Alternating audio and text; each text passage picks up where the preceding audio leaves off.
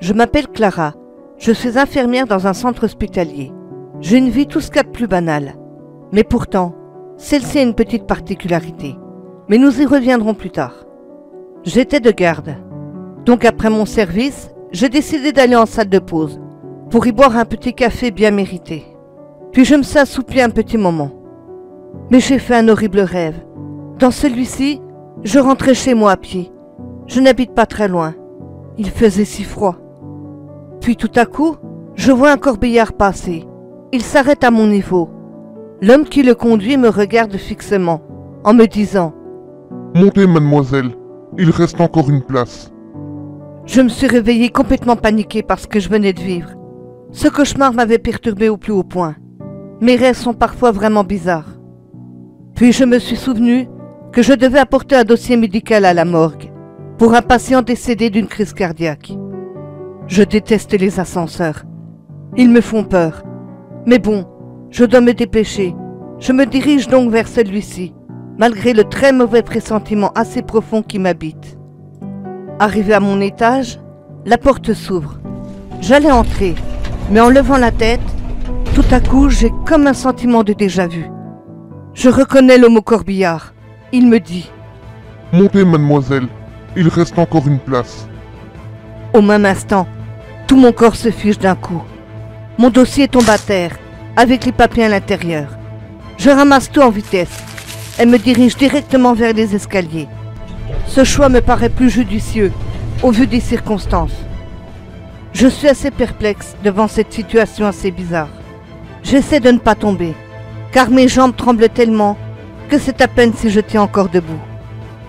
Quand tout à coup, tout se met à trembler, dans un bruit effroyable. Inconsciemment, ou consciemment d'ailleurs, je savais. Je descends les marches qui me séparent du rez-de-chaussée. Arrivé en bas, je me dirige immédiatement vers l'ascenseur. Il venait de tomber. Les portes se sont ouvertes sous l'impact et la violence du choc. Personne n'avait survécu. Ils étaient tous morts. Mon dossier et moi-même se reflétaient sur une énorme mare de sang, sortant de celui-ci. Je venais d'échapper à une mort certaine. Vous me direz, pourquoi n'es-tu pas monté dans cet ascenseur? Car je suis médium, et je fais aussi des rêves prémonitoires. Mais j'essayais de me défaire de ce don. Et visiblement, ça a marché pendant quelques mois, vu que je n'avais plus ce genre de rêve. Alors quand j'ai fait celui-ci, je ne pensais pas que c'était revenu d'une manière aussi brutale. Sans compter que cette situation me faisait peur. Être médium n'est pas chose facile, car parfois, c'est une bénédiction, mais malheureusement, c'est aussi une malédiction, comme dans ce cas-ci.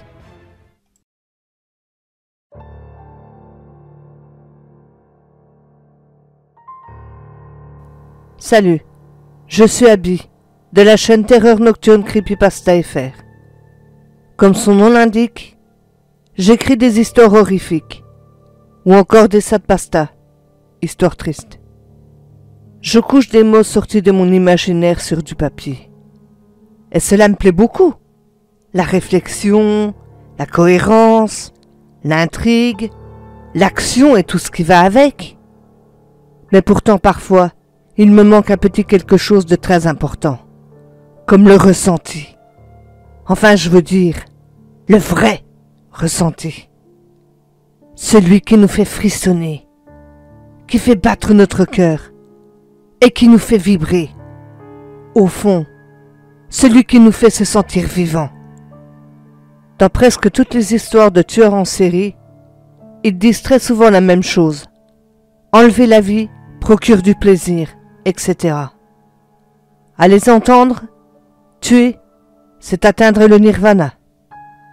Sauf que je ne comprends pas comment le fait d'ôter la vie de quelqu'un peut procurer du plaisir. Alors j'ai pris la décision d'observer ce phénomène, tout en étant mon seul et unique juge de cette expérience. Sans doute pour prouver au monde entier, ainsi qu'à moi-même, que ces gens-là disent ce genre de choses pour peut-être quelque part se déculpabiliser de leurs actes. Après tout, donner la mort n'est pas la chose la plus facile à faire, sans oublier les conséquences si on se fait prendre. Et encore, Je ne vous parle même pas du changement radical de votre vie, ainsi que la détérioration de celle-ci. Car il faut vivre avec ça sur la conscience. Cela ne doit pas être évident. Mais bon, je suis bien déterminé à vérifier cette théorie, même si je pense que celle-ci ne mènera sans doute nulle part. Mon cerveau est en ébullition, car je dois tout prévoir. Après tout, je m'apprête à faire une chose que je n'ai encore jamais pratiquée auparavant. Je pense déjà aux caméras de surveillance, qui se trouvent un peu partout. Donc je vais porter plusieurs couches de vêtements, pour éventuellement tromper ceux qui les visionneront.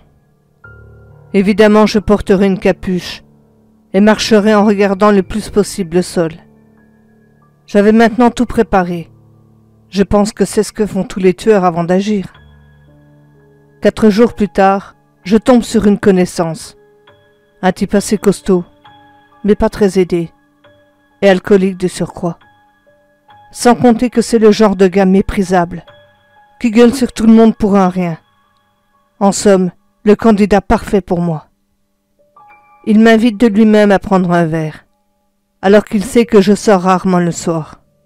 Mais je fais une exception, car c'était l'occasion de ne pas manquer. Je me suis dit que le type était tout de même un peu balèze, mais il sera bien diminué avec l'alcool que j'apporterai, sans compter le petit cocktail de somnifères qui l'accompagnera. J'accepte sa proposition.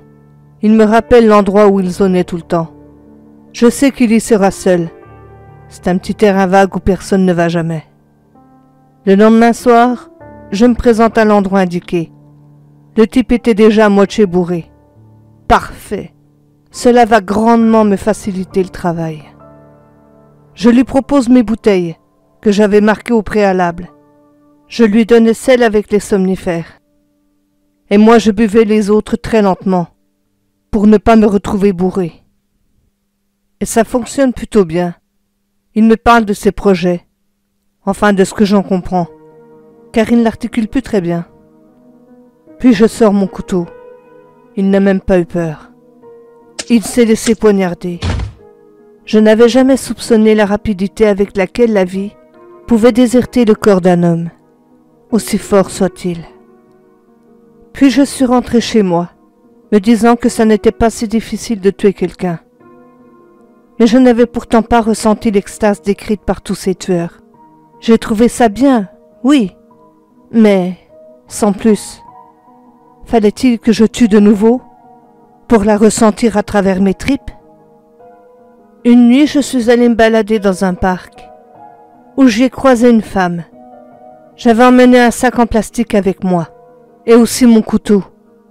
Il ne me quittait jamais. Elle me demande une cigarette. Je lui en donne une. Puis elle me propose de marcher un peu avec elle. Peut-être qu'au fond, ça la rassurait, je ne sais pas. Nous arrivons dans un endroit assez peu éclairé. C'est là que je décide d'agir. Je lui mets le sac en plastique sur la tête pour l'étouffer. J'attends un peu, histoire qu'elle soit bien morte. Cette fois-ci, je ressentis un frisson de plaisir. Mais ce n'était toujours pas comme ce que disaient certains tueurs en série. Quelques nuits plus tard, je suis retourné au parc, avec mon couteau. Là, j'y ai croisé un homme qui se baladait, sans doute pour cause d'insomnie. Il m'aborde d'une attitude ostentatoire, me disant que je suis belle, qu'on était seul ici, et qu'on pouvait s'amuser, quoi. Je refuse, mais il m'attrape par le bras en essayant de m'embrasser de force. Là, j'étais clairement dans la merde. J'essaie de me débattre comme je peux, mais il est bien plus fort que moi. En plus, pas moyen d'attraper mon couteau. Il me frappe. Je tombe au sol. C'est seulement à cet instant que j'ai pu prendre mon couteau. Il me dit: Attends, tu crois vraiment me faire peur avec ton couteau? Mais tu as du cran, je ne peux pas le nier. Et j'aime ça. Quand je vois une fille comme toi qui lutte comme tu le fais, ça m'excite encore plus. Je veux juste prendre du bon temps, c'est tout. Alors inutile de s'énerver.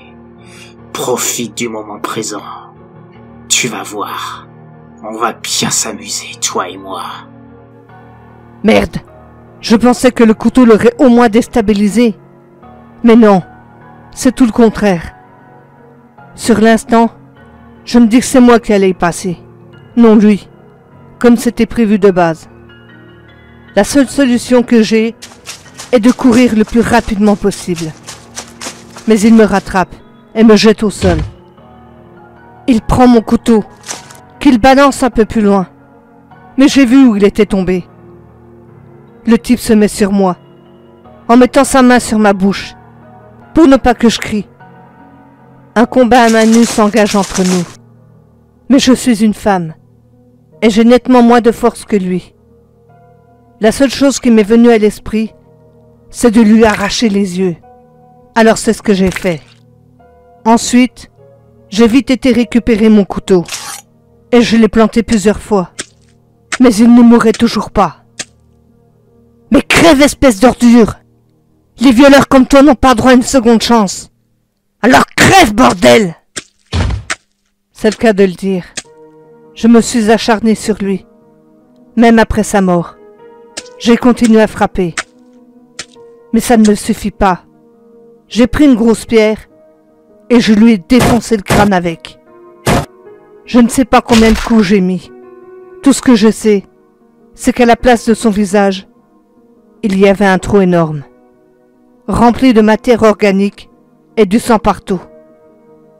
C'est là que j'ai vraiment ressenti le plaisir de donner la mort.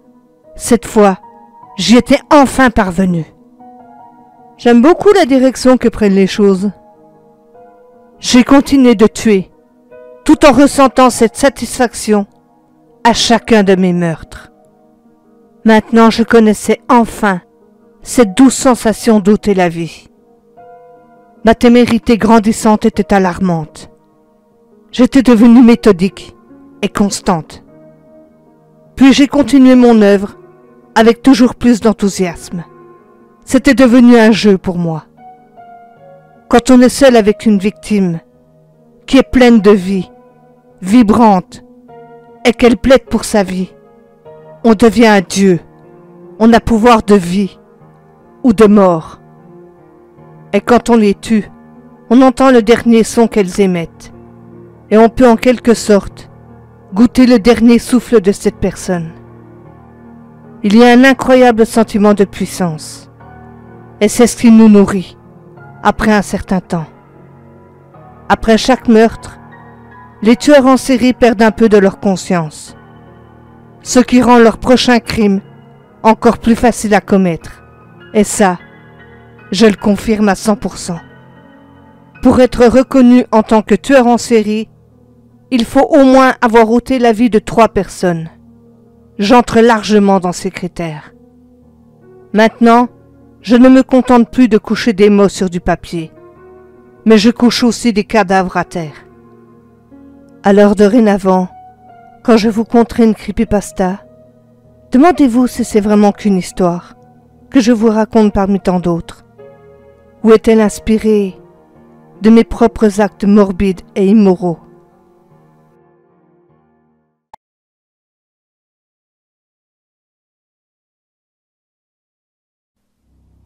Aucun être vivant ne peut mener une existence purement rationnelle, ancrée dans un réalisme absolu.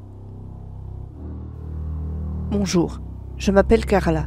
Nous étions une famille, tout ce qu'il y a de plus normal. Enfin, en ce qui nous concerne, car pour mes grands-parents, ce n'était pas vraiment le cas. Toute ma famille portait un lourd secret. Quand j'étais encore qu'une enfant, j'allais chez mes grands-parents. Puis du jour au lendemain, je n'ai plus voulu y retourner, car j'avais vécu des choses horribles. Mais je me souvenais plus de tout ça. Mais un jour, ma mère est tombée gravement malade. Elle a dû se faire hospitaliser en urgence. Et mon père dut rester à son chevet. Quant à moi, ils m'ont envoyé chez mes grands-parents. Je n'étais pas emballée par cette idée. Mais bon, je n'avais pas vraiment le choix. En préparant mes affaires, j'avais peur pour ma mère.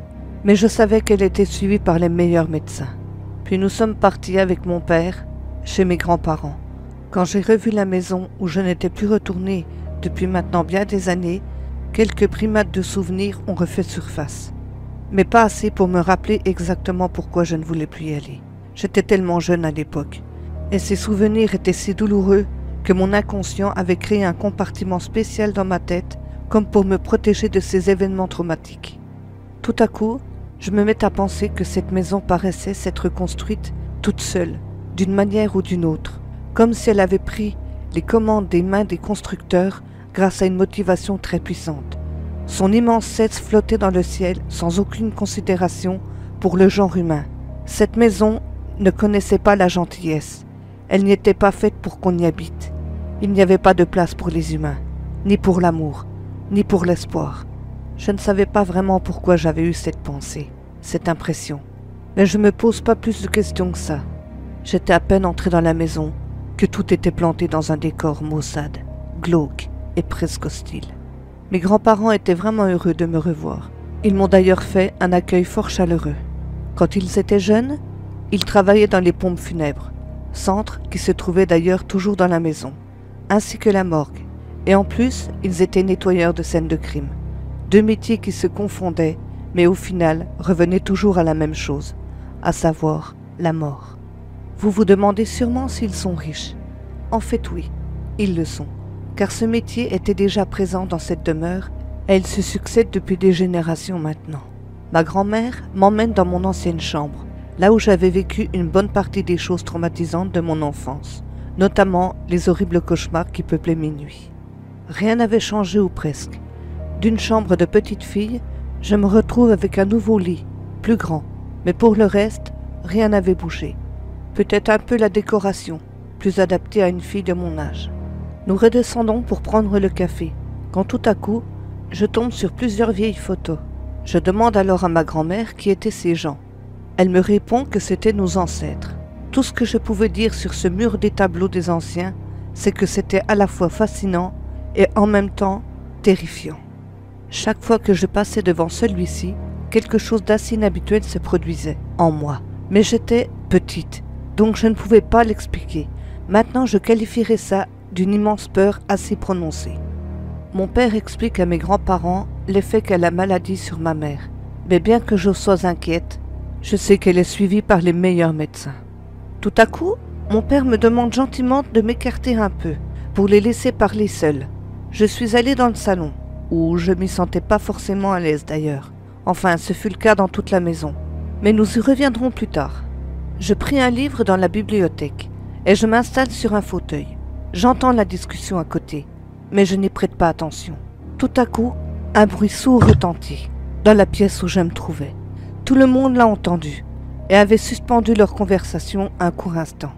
Puis, la discussion reprend, mais cette fois, je décide d'y faire un peu plus attention. Ça parlait notamment du fameux secret de famille.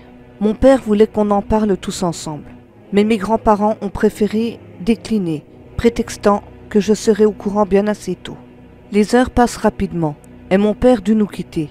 Il me dit au revoir, me laissant là à me poser 1 milliard de questions.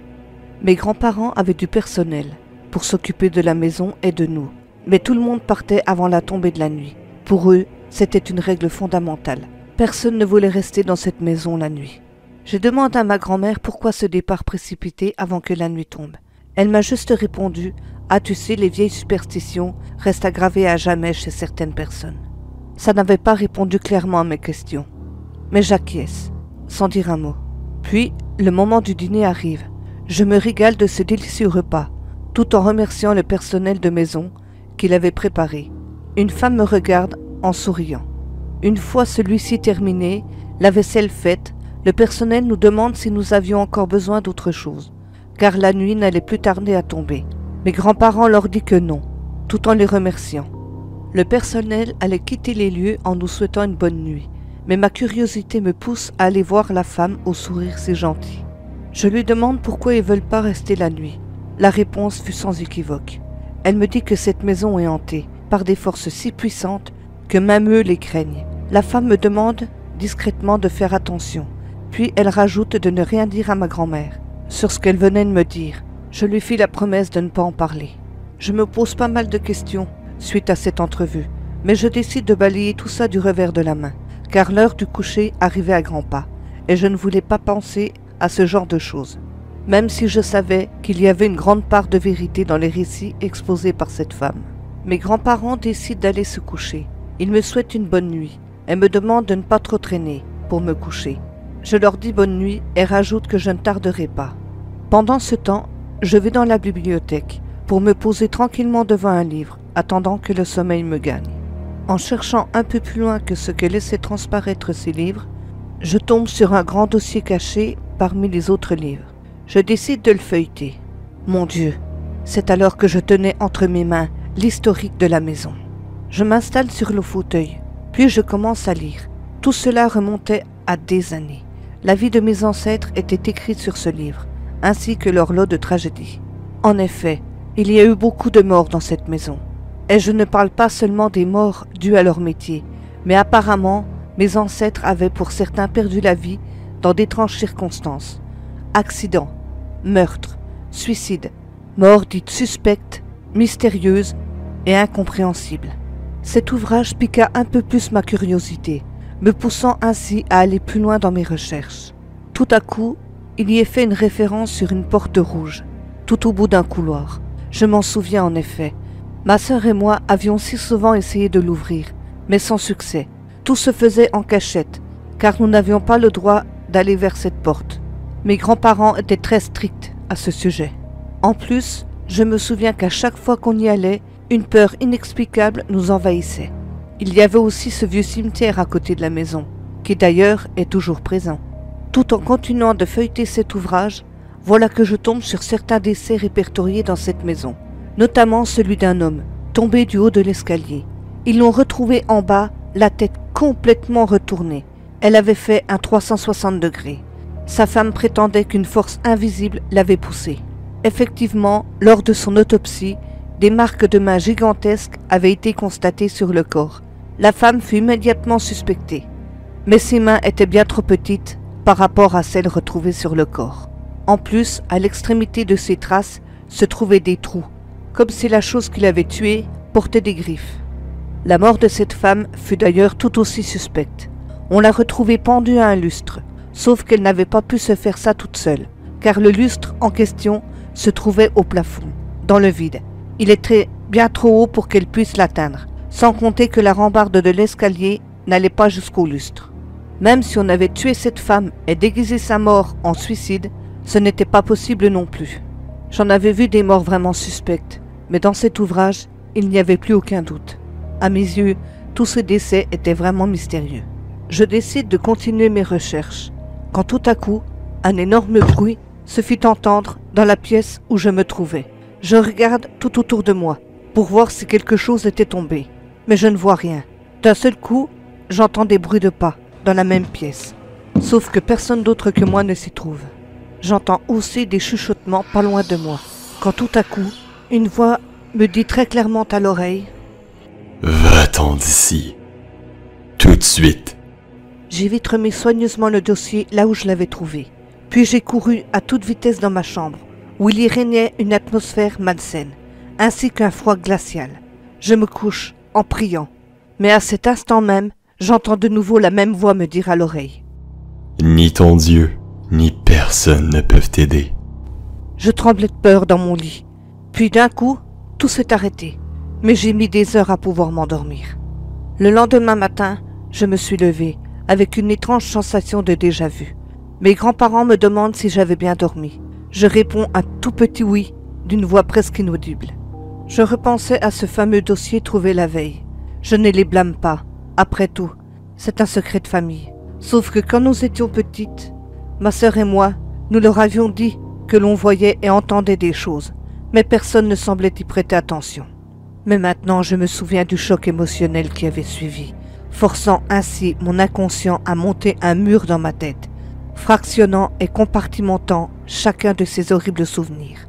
Mais là, il venait de se fracturer. Je me souviens d'une bonne partie de mes souvenirs. Voilà pourquoi je ne voulais plus revenir dans cette maudite maison. Mais malheureusement, j'en étais loin d'en avoir fini avec cette histoire. La journée se passe normalement. J'aidais mes grands-parents aux corvées quotidiennes. Je décide de garder le silence sur ce que j'avais ressenti et entendu la nuit précédente. Mais j'avais tout de même une idée en tête. Attendre que mes grands-parents se couchent pour lire la suite du dossier trouvé la veille. Tout à coup, ma grand-mère me demande d'aller lui chercher une bouteille de vin à la cave. Je ne me sentais pas d'y descendre, Mais je pris mon courage à deux mains. Arrivé en bas de l'escalier, je vois une espèce de forme humaine avec un visage monstrueux. Cette créature me fixait du regard. J'hurle de peur et je remonte à toute vitesse à la cuisine. Ma grand-mère me demande ce qu'il se passe. Je lui décris ce que j'ai vu, mais comme à son habitude, elle ne répond pas. Tout à coup, quelque chose me pousse à aller voir cette fameuse porte rouge, celle que ma sœur et moi avions si souvent essayé d'ouvrir quand nous étions petites, mais sans succès. Arrivé devant celle-ci, une drôle d'impression me submergea. Je ressens de la tristesse, mais tout à coup, une toute autre ambiance vient à changer la précédente. Cette fois, je ressens une peur inexpliquée, mais tellement réelle que je m'enfuis en courant. C'est comme si quelque chose avait été à côté de moi, prêt à bondir. Quand le moment du coucher fut venu, je repris le dossier pour y lire la suite. Une chose me chiffonnait. Pourquoi certains des anciens pouvaient vivre à peu près normalement, malgré la hantise très présente dans la maison, un peu comme mes grands-parents, et d'autres mouraient dans d'étranges circonstances. Mais il n'y avait rien sur ce dossier. Je décide de voir s'il y en avait d'autres, mais je ne trouve rien. Tout à coup, je tombe sur un petit coffre, caché de la vue de tous. Je décide de l'ouvrir, et là, bingo, je tombe sur plusieurs dossiers. J'entreprends de tous les lire, un par un. Cela va me prendre des jours. Enfin, plutôt des nuits, mais peu importe. Je veux savoir le fin mot de toute cette histoire. Au bout de plusieurs nuits de lecture, j'apprends que certains habitants de cette maison passaient des pactes avec des démons. Cela les protégeait uniquement de la mort. Durant toutes mes nuits de recherche intensive, j'ai ressenti quelques petites sensations bizarres, mais rien d'alarmant. C'est comme si les choses qu'il y avait là voulaient que je sois au courant de toute cette histoire. Je ne savais plus quoi penser de tout ça. J'avais envie que d'une chose, quitter cette maison le plus rapidement possible. Mais il semblait que je devais y rester encore un bon moment. Je me demande si je dois parler de mes trouvailles avec mes grands-parents. Puis, après mûre réflexion, je décide qu'il fallait mieux garder tout ça pour moi. Un soir, je décide de me coucher en même temps que mes grands-parents, car la fatigue était pesante. Je monte dans ma chambre, je me prépare, puis je me couche. Quand tout à coup, au bout de seulement quelques minutes, j'entends des bruits de pas dans le couloir. Ce n'étaient pas ceux de mes grands-parents. Puis, ceux-ci s'arrêtaient juste devant ma porte. J'avais peur, quand tout à coup, celle-ci s'ouvre, laissant entrevoir une main complètement difforme, avec de longues griffes à l'extrémité. Je hurle de peur, réveillant ainsi tout le monde dans la maison. Ma grand-mère vient me voir. Je lui explique ce que je venais de vivre. Tout ce que j'ai eu comme réponse de sa part, c'est « ce n'est rien ma chérie, rendors-toi ». Je suis tout à coup prise d'une violente colère. Et je dis à mes grands-parents, « Mais ouvrez les yeux, bon sang, c'est comme si vous étiez hypnotisés par cette chose qui vous contrôle depuis des années maintenant, et vous ne faites rien pour que tout cela cesse. » Mes grands-parents sont sous le choc, du fait de m'avoir entendu dire ça de cette manière. Ma grand-mère me demande de retourner me coucher, et que nous parlions de tout ça demain. Je me sens désemparée, ne sachant plus quoi penser, quand tout à coup, le fantôme d'une femme d'une autre époque apparaît dans ma chambre, à côté de moi. Elle ne semble pas hostile. Enfin, j'espère juste que mes ressentis ne me trompent pas. Elle me dit qu'elle me connaît depuis ma tendre enfance. Puis elle rajoute que je suis médium, et que cela agace profondément l'entité négative qui règne en maître ici. Et c'est aussi pour ça que je vois, j'entends, je ressens beaucoup plus de choses. C'est alors que je lui réponds que ma sœur a vu et entendu des choses elle aussi. Elle me dit oui, mais pas autant que toi, et qu'elle n'est pas médium. J'ai essayé de me rendormir après ça, mais autant vous dire que le sommeil fut long à trouver. Le lendemain matin, je me lève. Je prends le petit déjeuner avec mes grands-parents, puis je leur explique la venue de ce fantôme, apparu dans ma chambre, pour me dire que j'étais médium.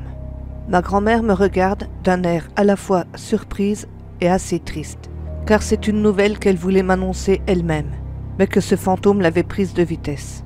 Elle m'explique alors que quand j'étais petite, j'avais un comportement différent de celui de ma sœur par moment, et que c'est pour ça qu'elle m'a emmené voir son amie qui était médium, et que celle-ci lui avait dit que moi aussi je faisais partie de ce cercle, et que c'est pour ça que je vivais toutes ces choses. Mais cette révélation faisait aussi partie du grand secret de famille. Mais au fond de moi, je l'ai toujours su, car je vivais constamment des choses assez bizarres. Bon, moins violentes que chez mes grands-parents, mais ça se produisait assez souvent. Et c'est pour ça que je m'exerçais à développer mes capacités en cachette. Mais je ne pensais pas devoir faire face à une entité si puissante que tout le monde en avait peur. J'ai avoué à mes grands-parents que j'avais développé ce don. C'est alors que ma grand-mère me dit qu'elle le savait, puisqu'elle aussi était médium, et qu'elle l'avait senti dès mon arrivée à la maison. Elle ne voulait pas me le dire pour ne pas m'effrayer.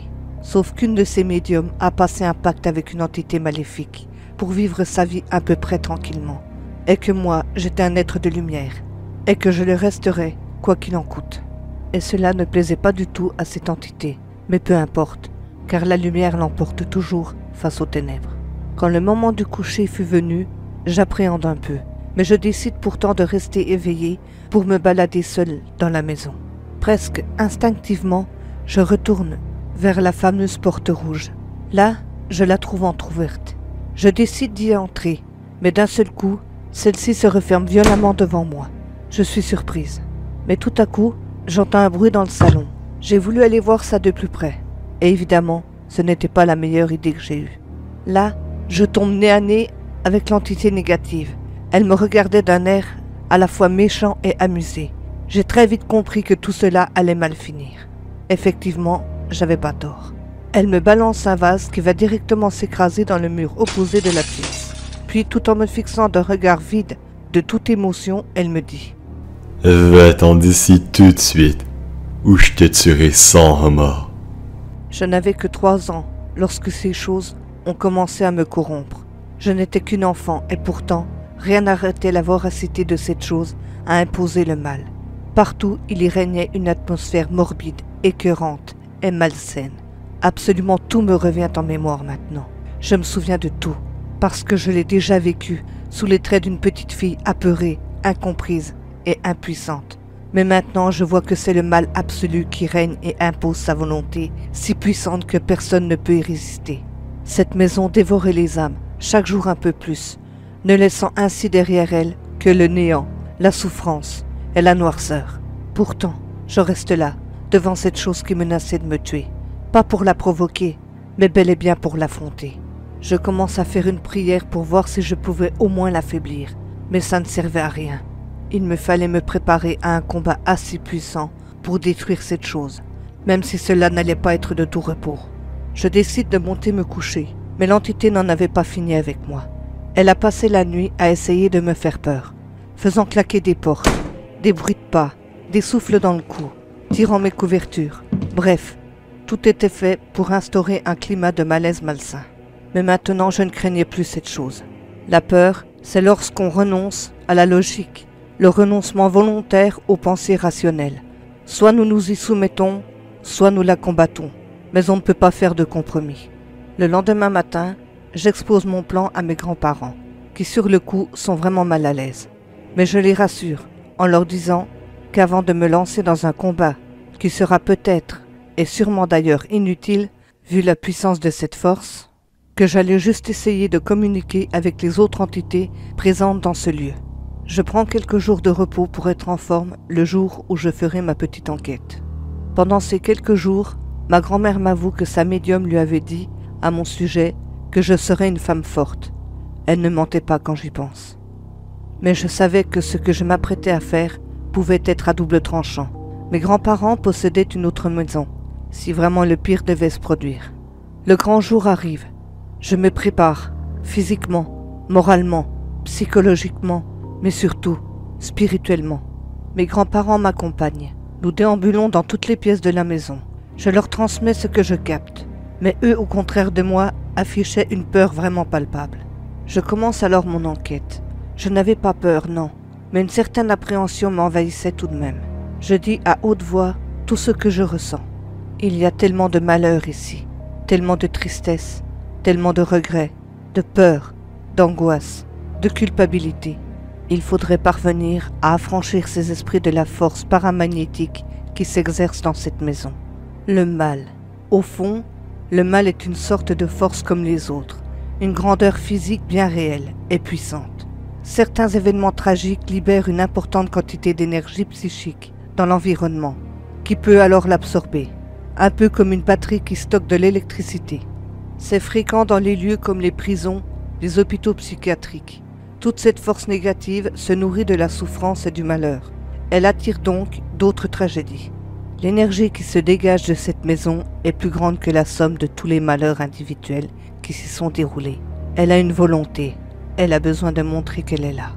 Elle veut se manifester dans notre monde. Et pour ça, elle utilise les âmes prisonnières entre le monde des esprits et le nôtre comme des relais. Combien de morts sont passés entre ces murs? Et combien y sont restés pour hanter ce lieu? Je ne peux pas répondre à cette question. Je ne le pourrai peut-être sans doute jamais. Mais ce que je peux affirmer en revanche, c'est qu'ils sont bien là, et qu'ils le seront toujours.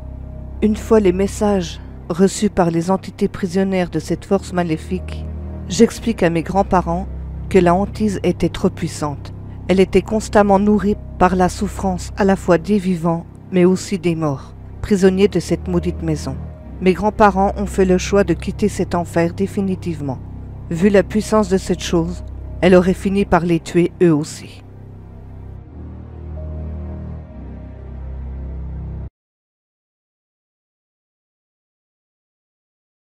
Je m'appelle Carole. Un jour, je reçois une lettre de Pôle emploi qui m'envoie faire un stage de 6 mois dans une maison de retraite, car je connaissais le métier. J'étais folle de joie. J'adore travailler avec les personnes âgées. On apprend tellement à leur contact. Je faisais tout pour leur rendre la vie plus douce, plus agréable et un peu moins monotone. J'avais rendez-vous lundi matin avec la directrice de l'établissement. Là, je tombe sur une femme d'âge mûr qui m'a pas l'air très accueillante. Elle me parle de son établissement qui pour moi allait plus sur un rendement efficace que pour le côté humain. Elle me dit ensuite que si je vois certaines choses qui ne me plaisent pas, il fallait que je me taise et faire comme mes collègues. Elle demande à une fille qui s'appelait Nadège de m'emmener récupérer ma tenue et d'aller directement au service, dans lequel elle faisait partie. Du peu de temps que j'ai passé avec elle, c'est tout juste si elle m'a parlé. Alors, j'essaie d'engager la conversation. Mais là, elle me regarde avec un regard complètement vide de toute expression et me dit « Contente-toi de faire ton boulot et tout se passera bien. » Ok, on peut pas dire que mon approche ait bien fonctionné. Enfin bref, j'espère que les autres filles seront moins froides que ça, car bosser dans ces conditions ne va pas être facile. On arrive dans le service, je vois un homme âgé à terre. J'ai voulu l'aider, mais Nadège m'a dit qu'elle s'en occupait. Bref. Et là, une fille qui s'appelle Sam me regarde de haut en bas en disant à Nadège « Ah, encore une nouvelle? Elle va tenir combien de temps celle-là? » Sur le coup, je me dis qu'il y a vraiment des baffes qui se perdent, mais je ne savais pas encore à quel point j'avais raison. Nadège me montre mon vestiaire et me dit « Dépêche-toi, il faut donner le petit-déj et faire la toilette des vieux rapido. » Alors là déjà, elle m'a choqué en disant des vieux et rapido. Je me suis dit bordel, je suis tombé où encore là? Bref, j'accélère le mouvement. Elle me donne une liste avec des noms de personnes et des numéros de chambre. Elle me dit tu dois faire ça, mais fais-le vite car on n'a pas que ça à foutre, me dit la nana d'un air assez méchant. Bon, je me tais et je passe direct à l'action. Je frappe à la première porte, puis je rentre dans la chambre où se trouvait une dame âgée. Elle me regarde, avec un air terrorisé. Je lui dis bonjour, poliment, et la personne me dit « Pitié, ne me faites pas de mal, je ferai tout ce que vous direz. » Je suis surprise par la réaction de cette dame. Je la rassure en m'approchant d'elle tout doucement, car je pouvais voir la peur dans son regard. Tout en lui prenant la main calmement, je lui dis « Ne vous inquiétez pas, madame, je vous ferai aucun mal. Au contraire, je suis là pour égayer votre vie, du mieux que je le peux. » La personne me regarde, l'air surprise. Elle me demande si je pouvais lui donner un verre d'eau. Oui, bien sûr. Je lui tends le verre. Elle l'a bu d'une traite. J'étais surprise, mais bon, je me pose pas plus de questions que ça. Après tout, je suis nouvelle. Toutes ces personnes ne me connaissent pas. Il fallait donc instaurer un climat de confiance, ce que je comprends très bien. Je dis à la dame que j'allais l'aider à lui faire sa toilette. Elle me regarde, puis elle s'est mise à pleurer. J'essaie de la calmer en lui demandant ce qui n'allait pas.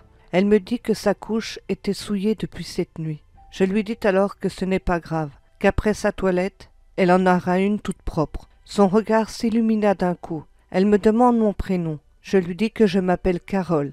Elle me regarde avec des yeux remplis d'espoir, et me dit Vous n'êtes pas comme les autres. Vous au moins, vous êtes gentil avec moi. Elle commence à me parler des autres filles qui n'étaient vraiment pas sympas avec les résidents.